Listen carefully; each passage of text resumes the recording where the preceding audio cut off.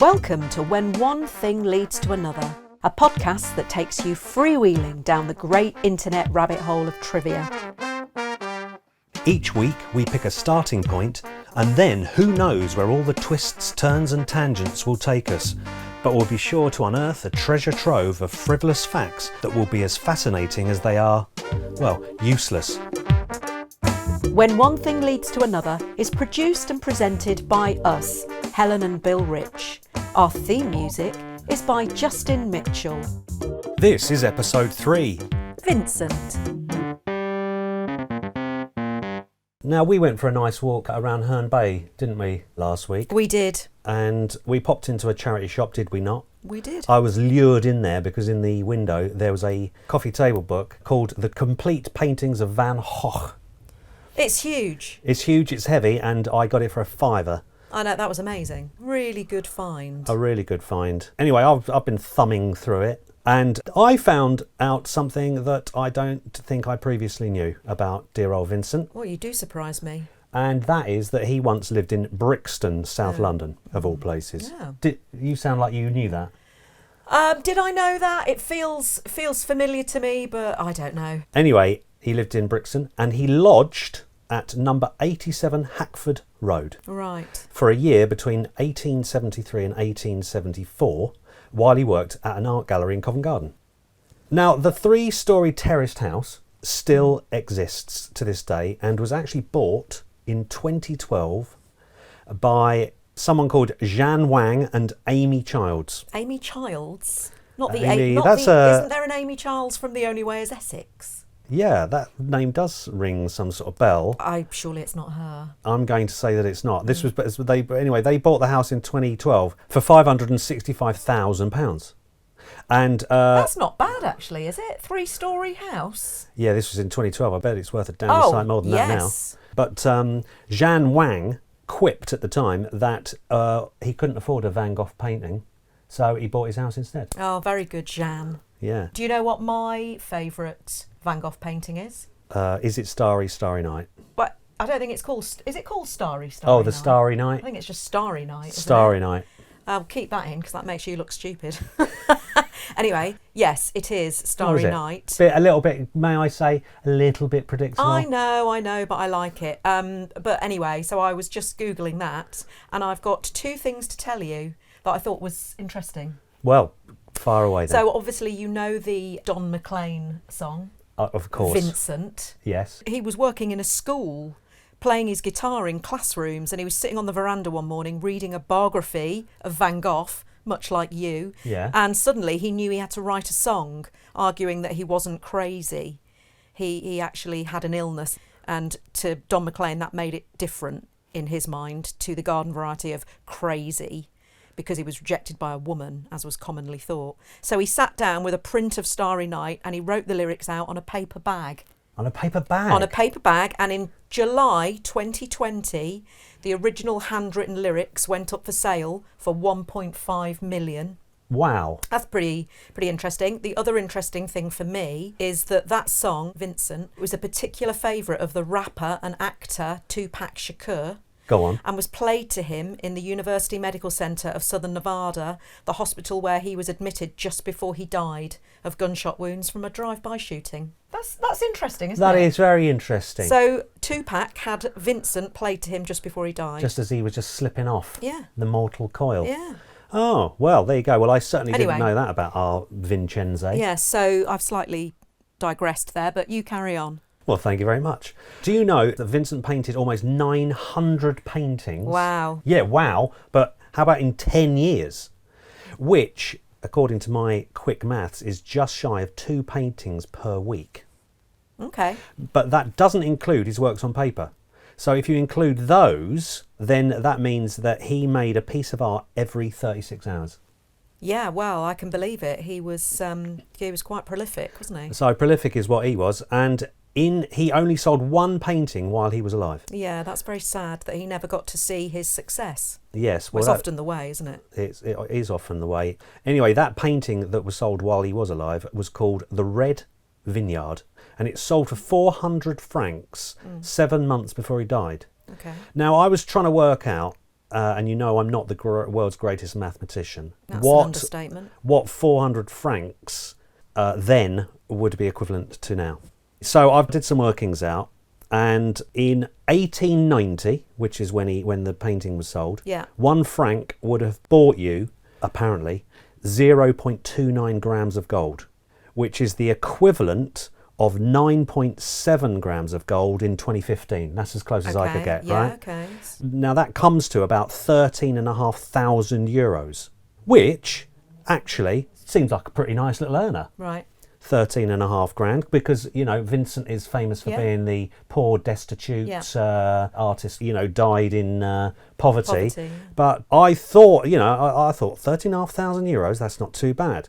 However, as impressive as that sounds, that is insignificant compared to his most expensive work that was sold.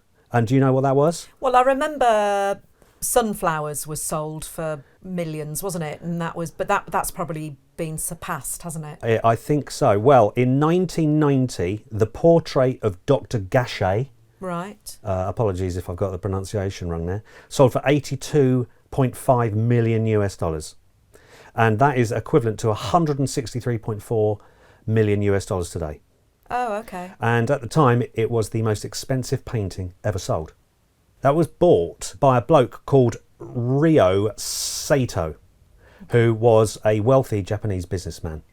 And he died just 6 years after buying the painting. Right. Which alarmed the art world because he had previously threatened to be cremated with the painting in order to avoid death duties for his kids. Yeah. However, fortunately, the painting didn't get torched and was sold to an Austrian-born investment fund manager called Wolfgang Flottel. And again, I imagine my pronunciation is all over the place there.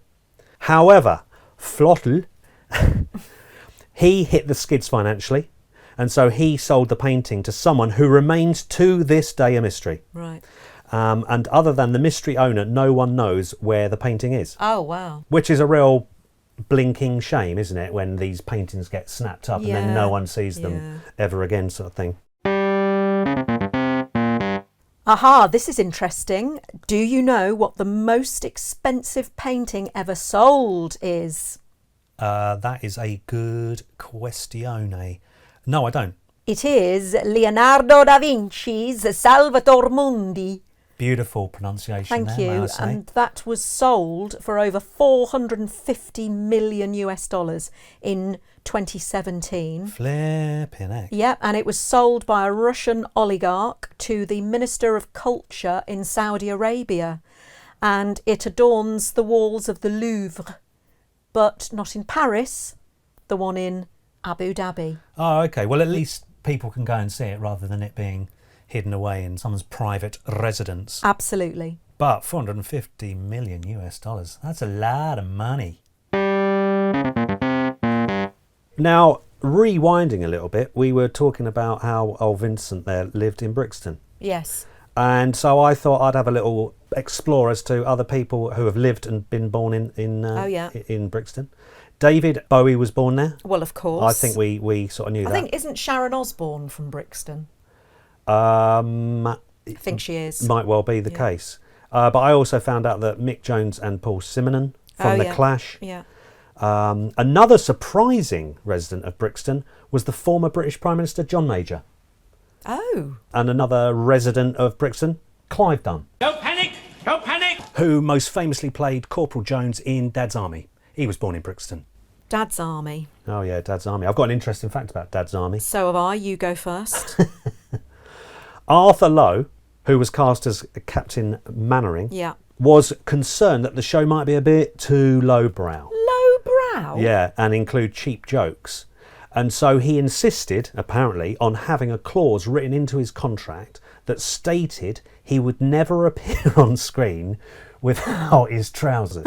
Now, the Dad's Army writers, Jimmy Perry and David Croft, wrote a scene in the opening episode of the 6th series where a hand grenade ends up down Captain Mannering's trousers. Do you think they did that on purpose because of the clause, to wind him up? Well, it does seem like an incredible coincidence, doesn't it? So I'd like to think that maybe they did do that. So there's old Arthur Lowe. He obviously read that in the script. He refused to take part in the scene. And so what happened was the character was changed from Captain Mannering to Lance Corporal Jones. Why isn't Corporal Jones wearing his equipment? And what's this great lump of string hanging down his back? I've got a fact about Dad's Army. Go on then.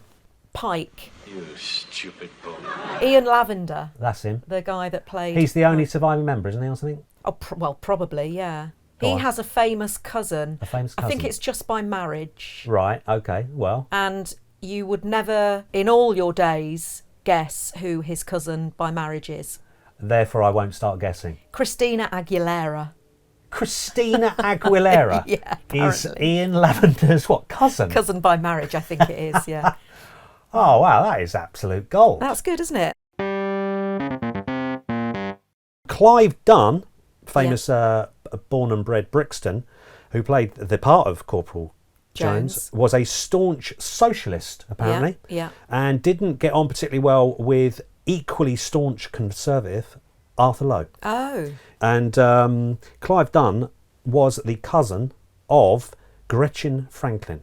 Do you know who Gretchen Franklin The name's is? familiar. The name is familiar. Yeah, okay. If I was to say Ethel Skinner.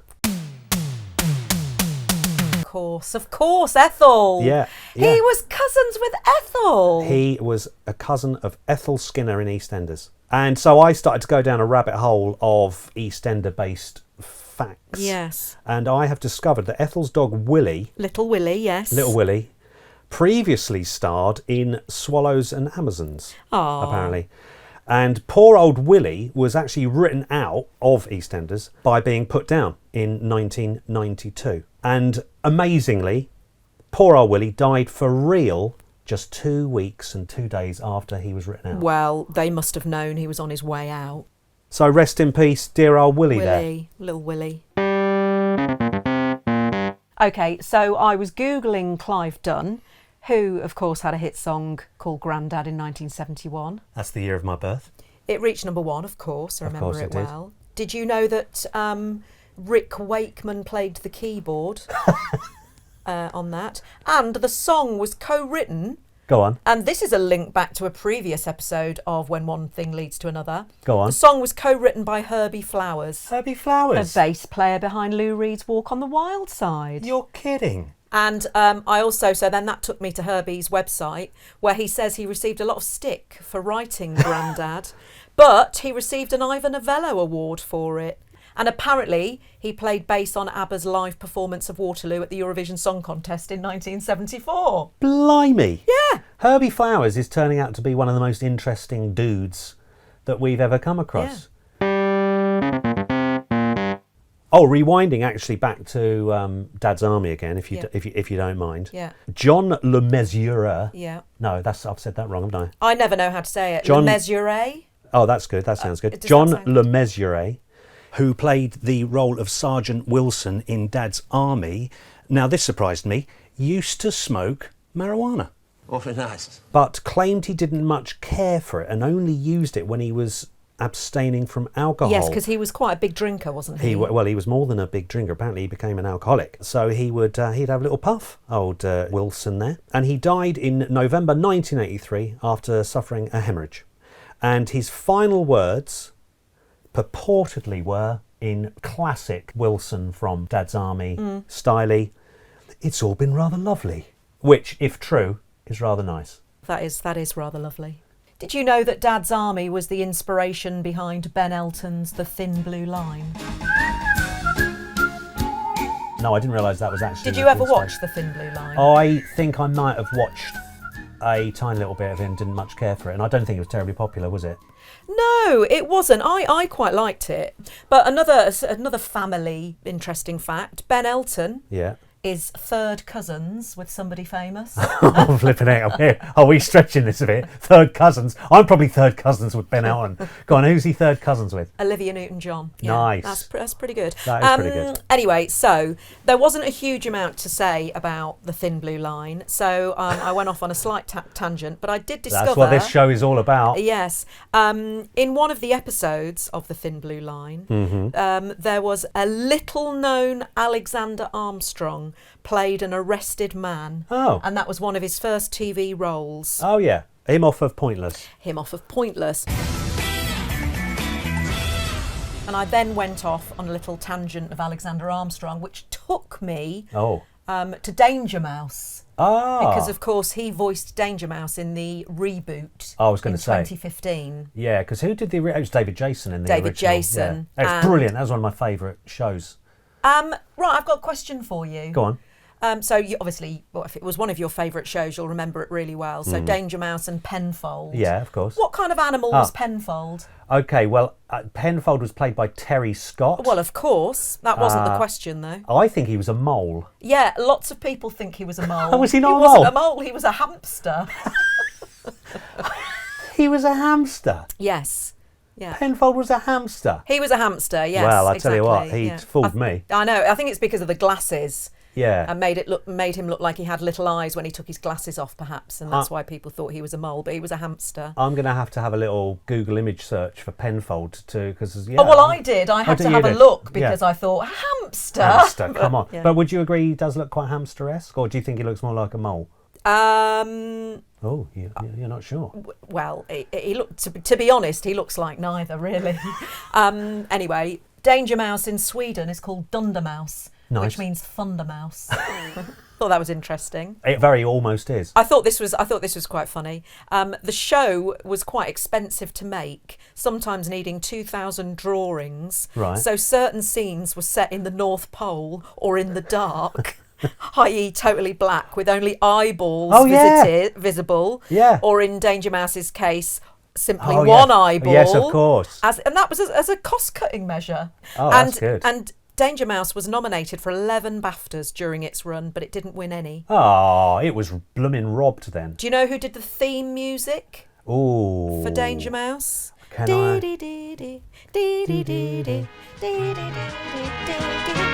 He's the greatest.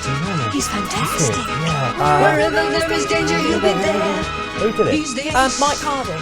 Oh, Mike Harding, the folk singer / comedian Mike Harding. And many people believe that Mfanwy Talog, who is David Jason's long-term partner, sang the theme tune. It's what many people believe. And actually, if you have a cursory search on Google, you'll get that answer. But if you dig a little deeper, it wasn't actually her at all. It was somebody called Sheila Gott, who is now a vocal coach in Stockport. And she's coached, amongst others, Robbie Williams and Danny Jones of McFly. And she was also a contestant on The X Factor in 2010. Now, of all of that magnificent career that she's had, I wonder which is the story she likes to drop the most, whether it's she's coached Robbie Williams or whether she was the singer of the Danger Mouse theme. Well, all I will say is that on her website, she doesn't mention Danger Mouse. Oh. I would. I bloomin' would. Danger Mouse. Danger Mouse. Danger Mouse.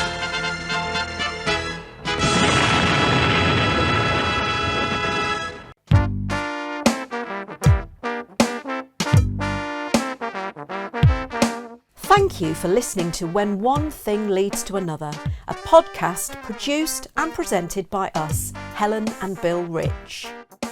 If you've enjoyed this episode, then please rate and review us on wherever you get your podcasts. And don't forget to subscribe, and that way you'll never miss an episode.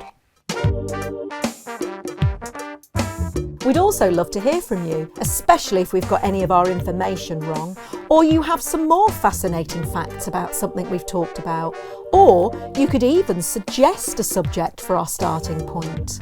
Our email address is whenonethingleads@gmail.com. A massive thank you to Justin Mitchell for letting us use his music as our theme song. It's a track called Homo Erectus, taken from his fantastical album called The Garden of Earthly Delights, which is available to buy from bandcamp.com. Thanks also to Acast for hosting us. Join us next week for another episode of When One Thing Leads to Another. Please note that all facts have been found on the internet and therefore we cannot vouch for their veracity.